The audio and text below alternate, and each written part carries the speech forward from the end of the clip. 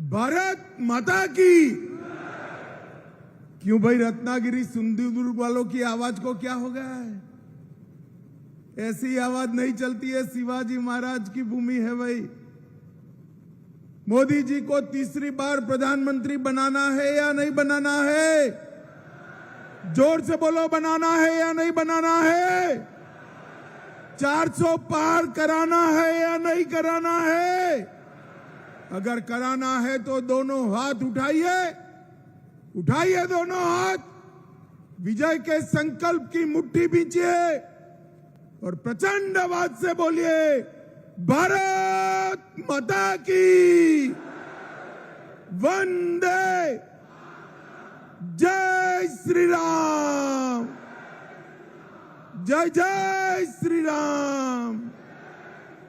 मेरे साथ एक बार छत्रपति महाराज का, शिवाजी महाराज का जयकारा लगाएंगे। बोलिए, जय शिवाजी, जय जय जय जय जय शिवाजी,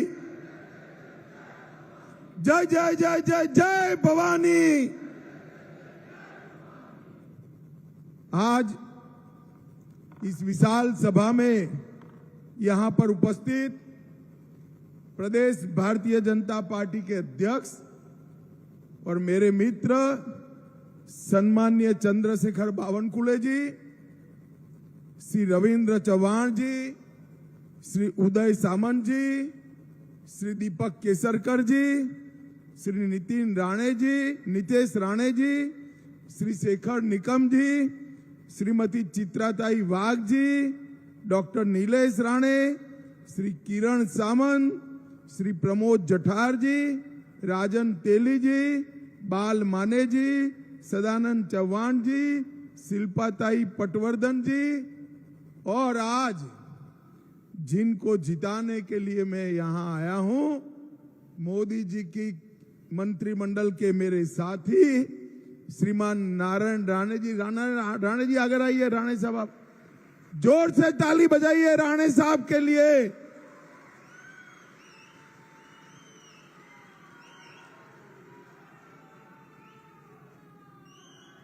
और आज इस विशाल सभा में आए हुए प्यारे भाइयों, बहनों, माताओं और मेरे जिगर के टुकड़े जैसे युवा मित्रों, आप सभी को मेरा राम राम। मित्रों, मेरा सौभाग्य है कि आज कोंकण सिंधुदुर्ग की इस भूमि पर, रत्नागिरी सिंधुदुर्ग की इस भूमि पर मैं आप लोगों के सामने खड़ा हूं।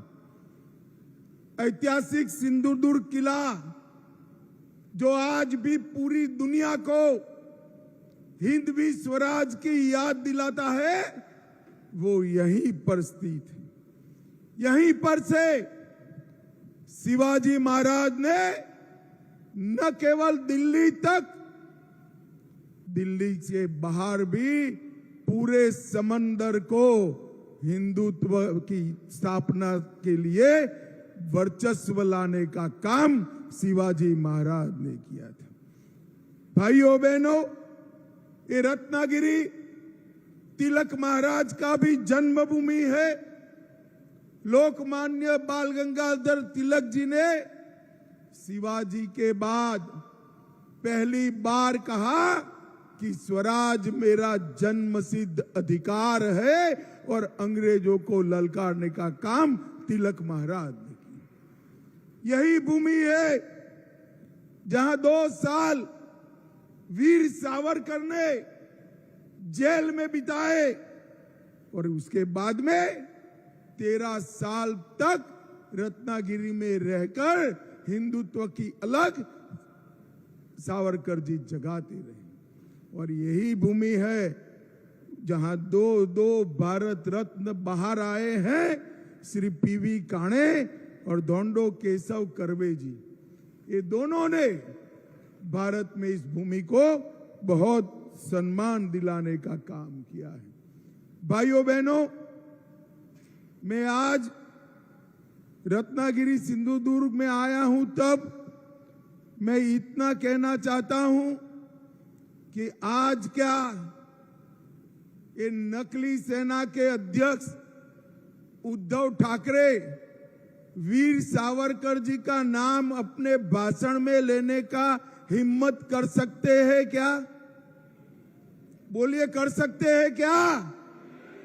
अगर सावरकर का नाम लेने से शर्म आती है तो काय की शिवसेना के अध्यक्ष उद्धव जी आप नकली शिवसेना चला रहे हो, असली शिवसेना एकनाथ शिंदे के साथ। भाई और बहनों, ये चुनाव जो है मोदी जी को तीसरी बार प्रधानमंत्री बनाने का चुनाव। श्रीमान राणे के सामने कमल के निशान पर आप बटन दबाएंगे और राणे जी को वोट दोगे, एक एक वोट मोदी जी को तीसरी बार प्रधानमंत्री बनाने का काम है। भाई और बहनों, मोदी जी को तीसरी बार प्रधानमंत्री बनाने का मत है, मतलब है देश को समृद्ध करना।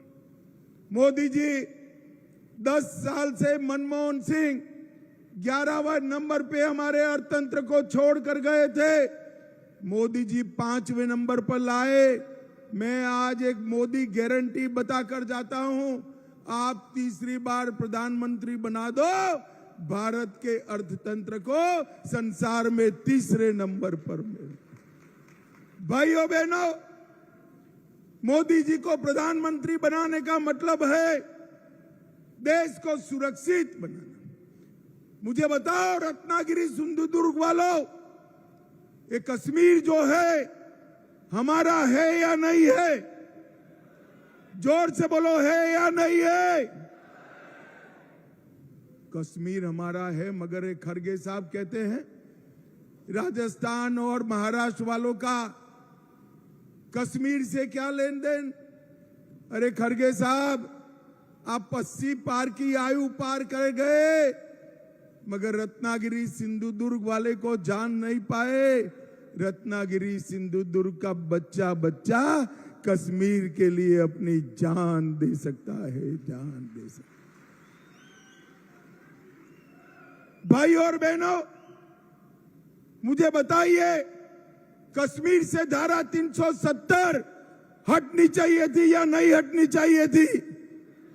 जोर से बोलिए, हटनी चाहिए थी या नहीं हटनी चाहिए थी? 70 साल से ये Sharad Pawar and company, Congress and company, जिनकी गोदी में उद्धव जी बैठे हैं, वो 70 साल से धारा 370 को एक अनाथ बच्चे की तरह गोद में बिठाकर खिलाते थे। आपने मोदी जी को दूसरी बार प्रधानमंत्री बनाया।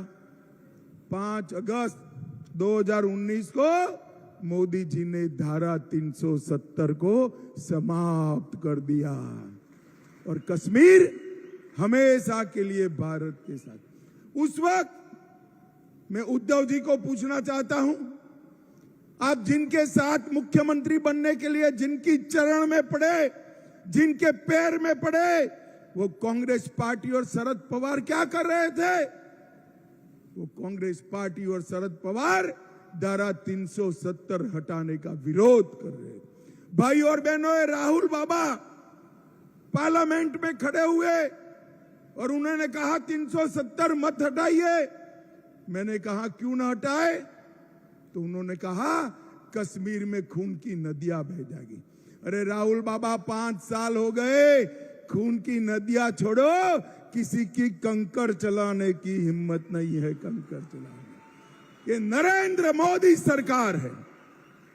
कश्मीर के अंदर लाल चौक पर जाना दुष्कर था, आज लाल चौक पर कृष्ण जन्माष्टमी का जुलूस आन बान और शान के साथ निकल रहा है।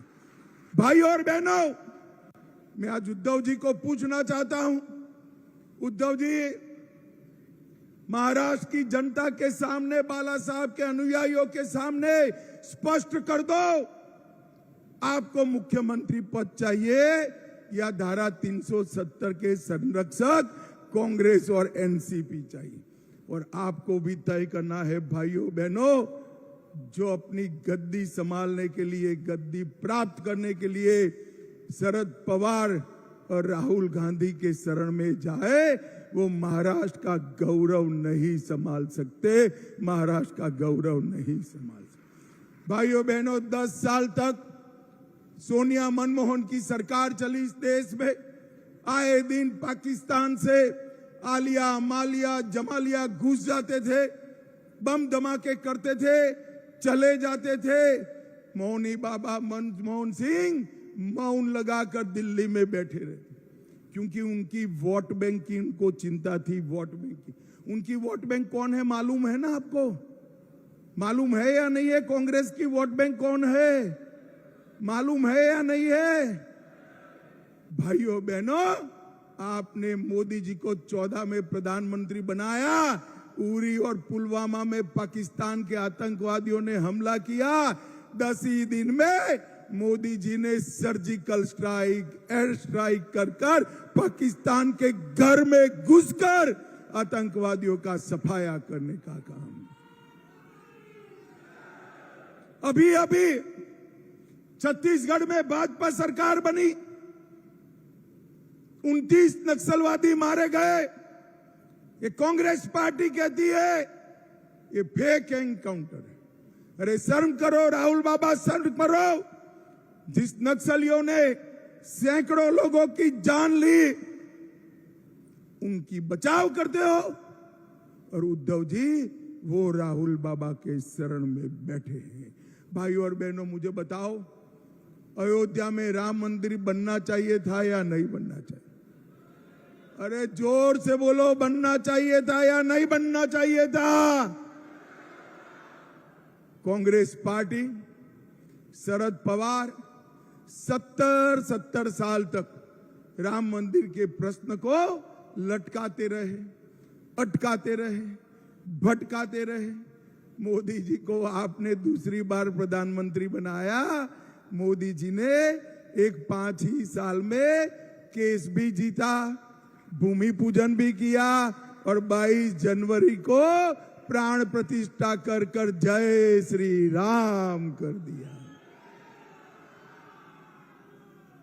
भाई और बहनों, मैं उद्धव ठाकरे को बता सकता हूं, पूछ सकता हूं और पूछना भी चाहता हूं, क्या उद्धव ठाकरे जी मुंबई में सभा कर कह सकते हैं अयोध्या में राम मंदिर बना वो अच्छा हुआ? पूछ सकते हैं क्या? नहीं पूछ सकते, क्योंकि उनकी वोट बैंक भी अब कांग्रेस की वोट बैंक हो गई है। आप उनकी वोट बैंक नहीं हो भाई। उन्होंने राम मंदिर को अटकाने वालों के साथ मुख्यमंत्री बनने के लिए समाधान करने का काम उद्धव ठाकरे जी ने किया। भाइयों और बहनों, ट्रिपल तलाक हटाना चाहिए या नहीं हटाना चाहिए? जोर से बोलिए। हटाना चाहिए नहीं हटाना चाहिए? मैं उद्धव जी को चैलेंज कर जाता हूं। उद्धव जी कल प्रेस कर बोल दो मोदी जी ने ट्रिपल तलाक हटाया वो अच्छा किया। वो नहीं बोल पाएंगे। मुझे बताओ भाइयों बहनों, बम धमाका करने वाले PFI पर बैन लगाना चाहिए या नहीं लगाना चाहिए? जोर से बोलो, लगाना चाहिए या नहीं लगाना चाहिए? क्या उद्धव ठाकरे कह सकते हैं कि PFI पर बैन लगाए अच्छा हुआ? वो नहीं कह सकते। अरे अब तो दिन आ गए हैं वो जय शिवाजी जय भवानी का नारा लगाते हुए भी डरते हैं। भाइयों बहनों, मोदी जी ने धारा 370 को हटाया, राम मंदिर का मार्ग प्रशस्त किया, PFI पर बैन लगाया और ट्रिपल तलाक समाप्त किया और देश में यूनिफॉर्म सिविल कोड लाकर मुस्लिम पर्सनल लॉ को समाप्त करने का काम नरेंद्र मोदी जी ने किया। अभी सिर्फ उत्तराखंड में आया है, मोदी जी ने संकल्प पत्र में घोषणा की है कि मोदी जी को तीसरी बार प्रधानमंत्री बना दो। पूरे देश भर में UCC लाने का काम और मुस्लिम पर्सनल लॉ समाप्त करने का काम नरेंद्र मोदी जी। और भाइयों बहनों, कांग्रेस पार्टी ने अपने एजेंडा में कहा है हम ट्रिपल तलाक को वापस लाएंगे, 370 को वापस लाएंगे, पर्सनल लॉ वापस लाएंगे। अब उद्धव जी, कांग्रेस पार्टी के घोषणा पत्र के साथ आप सहमत हो या नहीं हो, बताओ। आप जवाब दीजिएगा उद्धव जी, मौन मत हो जाइएगा। रत्नागिरी सिंधुदुर्ग नहीं, पूरे महाराष्ट्र की जनता आपसे जानना चाहती है कि आप ट्रिपल तलाक के समर्थक हो या हटाओगे, मुस्लिम पर्सनल लॉ के समर्थक हो या हटाना चाहते हो, 370 हटाना चाहते हो या रखना चाहते हो, आतंकवादियों को जवाब देना चाहते हो या वोट बैंक के लिए उनको बिरयानी खिलाना चाहते हो। उद्धव ठाकरे, आपको जवाब देना पड़ेगा, ऐसा नहीं चलेगा। बाला साहब की विरासत ऐसे नहीं मिलती है उद्धव जी। बाला साहब के यहाँ आपने जन्म लिया, विरासत तो नारायण राणे, एकनाथ शिंदे और राज ठाकरे के पास रह गई, आप कब की पीछे छोड़कर चले गए। भाई और बहनों, ये महाराष्ट्र का चुनाव असली शिवसेना कौन है वो तय करने वाला चुनाव है। भाइयों बहनों, एक प्रकार से ये इंडी अलायंस जो है एक प्रकार से औरंगजेब फैन क्लब बन गई। अब सिंधुदुर्ग रत्नागिरी वालों को तय करना है कि मोदी जी के साथ जाना है या औरंगजेब फैन क्लब के साथ जाना है। भाइयों बहनों, हम जब नाम बदलते हैं औरंगाबाद का, तब भी ये विरोध करते हैं। और उद्धव जी, मैं बताना चाहता हूं, ये नाम संभाजी महाराज के नाम से आपके स्वर्गीय पूज्य पिताजी श्रद्धेय बाला साहब ठाकरे जी ने रखा था, जिनको भाजपा शिवसेना सरकार ने जमीन पर उतारा। भाइयों बहनों, मोदी जी ने ये 10 साल के अंदर गरीबों के कल्याण के लिए ढेर सारे काम किए। मोदी जी ने 60 करोड़ से ज्यादा गरीबों को प्रति व्यक्ति प्रति माह 5 किलो अनाज फ्री ऑफ कॉस्ट देने का काम किया। मोदी जी ने 14 करोड़ शौचालय गरीब माताओं के घर में बनाए। मोदी जी ने 11 करोड़ गरीब माताओं को गैस का सिलेंडर दिया, 3 करोड़ गरीबों को घर दिया और इसके साथ साथ 60 करोड़ लोगों को 5 लाख तक का पूरा स्वास्थ्य का खर्चा मुफ्त में देने का काम नरेंद्र मोदी जी ने किया। और मुझे बताओ सिंधुदुर्ग रत्नागिरी वालों, कोरोना के दोनों टीका आपको लगे हैं या नहीं लगे हैं? हाथ ऊपर कर बताओ, लगे हैं या नहीं लगे हैं? किसी को 25 पैसा भी देना पड़ा है क्या? मोदी जी ने 130 करोड़ लोगों को कॉफी पिलाकर मुफ्त में 2 टीके लगाकर देश को कोरोना से सुरक्षित करने का काम हमारे नेता नरेंद्र मोदी ने किया। और भाई और बहनों, उस वक्त राहुल बाबा क्या कहते थे? राहुल बाबा कहते थे टीका मत लगाइयो, ये मोदी टीका है। ये तो अच्छा है कि रत्नागिरी सिंधुदुर्ग वाले उनकी सुनते नहीं है, देश में कोई सुनता नहीं है। सबने जाकर टीका लगा दिया। जब उन्होंने देखा सारे लोग लगाए, एक दिन अंधेरे में बहन प्रियंका को लेकर वो भी चुपचाप टीका लगाकर आ गए। अरे राहुल बाबा, कोरोना जैसी महामारी में राजनीति करते हो, शर्म आनी चाहिए, शर्म आनी चाहिए। और उद्धव जी उस वक्त शरद पवार और राहुल के समर्थन से मुख्यमंत्री थे। कोरोना की खिचड़ी खाने का पाप उद्धव ठाकरे के साथियों ने किया है। मित्रों, कोरोना की खिचड़ी में गबन करने का, भ्रष्टाचार करने का काम इन्होंने किया है। मोदी जी ने कोंकण रेलवे का पूरा इलेक्ट्रिफिकेशन करने का काम किया। सिंधुदुर्ग जिले में हवाई उड़ान शुरू हो चुकी है। वंदे भारत ट्रेन कोंकण के लोगों को मिल चुकी है। 12 स्टेशन नए बनाने की शुरुआत हो चुकी है। एनडीए की सरकार ने काजू बोर्ड बनाकर काजू के खेती करने वाले किसानों के लिए एक बहुत बड़ा फैसला लिया है। और आपके जो आम है ना रत्नागिरी वालों, आपके आम के लिए भी अलग से आम का बोर्ड बनाने का काम भी बहुत जल्दी पूरा होने वाला है।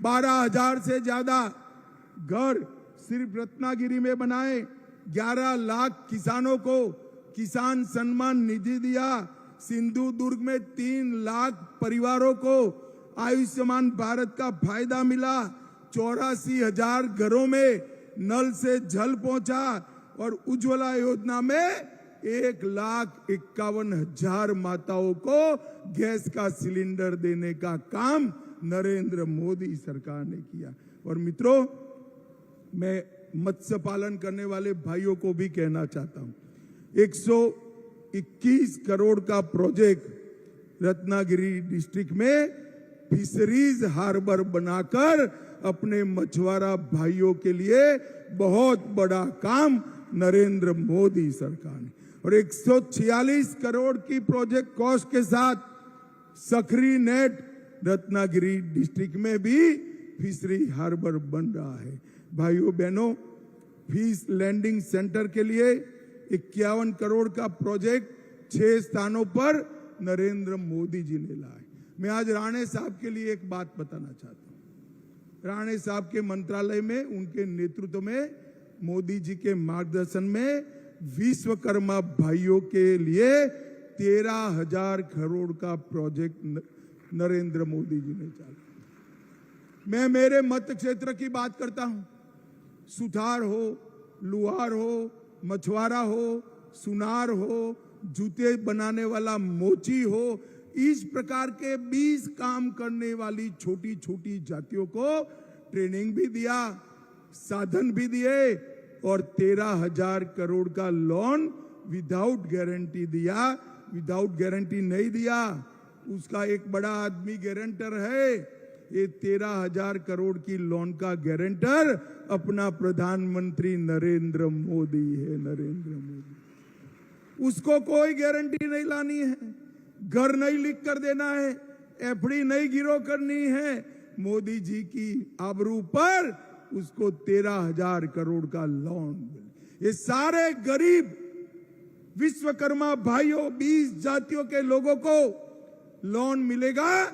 एक पूरा काम का आयोजन हमारे नारायण राणे साहब ने किया है। जोर से ताली बजाओ नारायण राणे के लिए। भाई और बहनों, अब समय आ गया है देश को विकसित बनाने का। हमारा देश कब तक पीछे चलता रहेगा? आप मुझे बताओ, रत्नागिरी सिंधुदुर्ग वालों, ये देश दुनिया में 1 नंबर पर होना चाहिए या नहीं होना चाहिए? जोर से बोलो, होना चाहिए या नहीं होना चाहिए? क्या शरद पवार कर सकते हैं? जोर से बोलना, कर सकते हैं?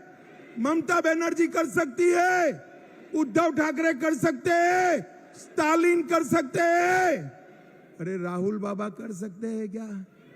अरे हंस क्यों पड़ते हो यार, वो भी एक नेता है।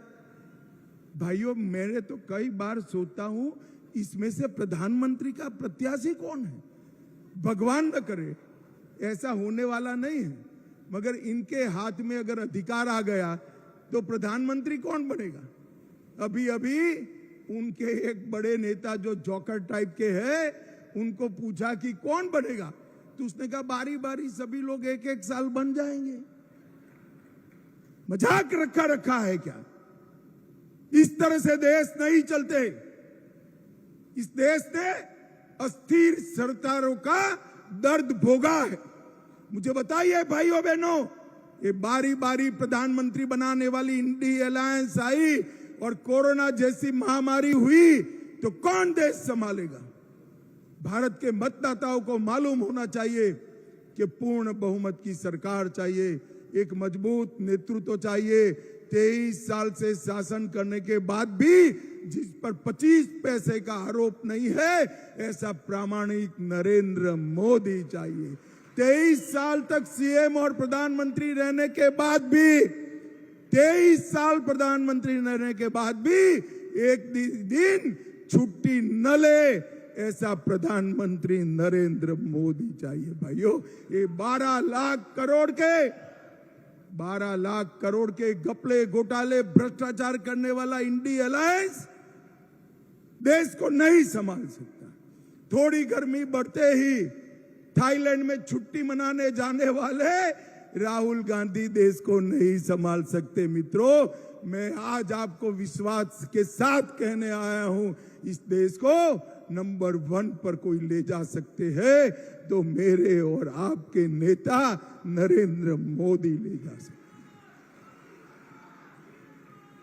भाइयों बहनों, महाराष्ट्र के विकास के लिए मोदी जी समर्पित।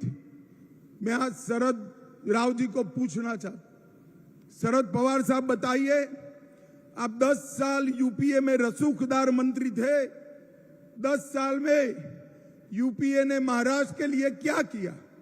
मेरा गला बैठ गया। मैं विदर्भ में भी पूछ कर आया, पुणे में भी पूछ कर आया, जवाब नहीं देते। मगर मैं तो बनिया हूं भाई, पाई पाई का हिसाब लेकर आया हूं। देना चाहिए नहीं देना चाहिए हिसाब? भाई जरा जोर से बोलो, देना चाहिए नहीं देना चाहिए? इन लोगों ने 10 साल में सिर्फ महाराष्ट्र को 1,91,000 करोड़ दिया। कितना दिया था? 1,91,000 करोड़। मोदी जी ने ये 10 साल में 10,80,000 करोड़ रुपया देने का काम। ढेर सारे इंफ्रास्ट्रक्चर के प्रोजेक्ट मोदी जी ने महाराष्ट्र में दिए हैं। और मैं आपको बताना चाहता हूं, हमारे देवेंद्र फडणवीस ने इन्वेस्टमेंट में भारत में महाराष्ट्र को नंबर 1 बनाने का काम किया है। नंबर 1 बने। माताओं, भाइयों, बहनों, ये लोग देश का विकास नहीं कर सकते, महाराष्ट्र का विकास नहीं कर सकते, देश को सुरक्षित नहीं रख सकते, देश को एक नहीं रख सकते, देश की समस्याओं का समाधान नहीं कर सकते, हिंदुओं के सम्मान के लिए ये कुछ नहीं कर सकते। मैं आपको बताना चाहता हूं, मैं देश में जहां जहां जाता हूं, सभा होने के बाद सब कार्यकर्ता खड़े होते हैं, वो कहते हैं कि हमारे सांसद को मंत्री बनाना। भाई स्वाभाविक रूप से कहते हैं, मगर मोदी जी ने आपको तो बना बनाया मंत्री यहां पर भेज दिया है, रेडीमेड मंत्री दिया है। राणे साहब ने उद्धव जी की दादागिरी के सामने बड़ा संघर्ष किया है। मित्रों, संघर्ष किया है। और राणे साहब अब भारतीय जनता पार्टी में हैं। रत्नागिरी को बहुत बड़ा चेहरा भारतीय जनता पार्टी ने दिया है। मेरा आप सबसे करबद्ध निवेदन है, राणे साहब को उनके राजनीतिक कद के हिसाब से प्रचंड बहुमत से जिताने का काम करिए और मोदी जी के हाथ मजबूत करिए। मुझे बताओ भाइयों बहनों, कमल के निशान पर बटन दबाएंगे क्या? अरे जोर से बोलो, ऐसे क्या बोलते हो? बड़ी दूर से आया हूं मैं। बटन दबाएंगे कमल के निशान पर? नारायण राणे जी को जिताएंगे, 400 पार करेंगे, मोदी जी को तीसरी बार प्रधानमंत्री बनाएंगे। तो मेरे साथ दोनों हाथ उठाइए, उठाइए दोनों हाथ, विजय के संकल्प की मुट्ठी भींच कर बोलिए, जय श्री राम, जय जय श्री राम, वंदे वंदे। आप सभी का बहुत बहुत धन्यवाद, प्रणाम, नमस्कार।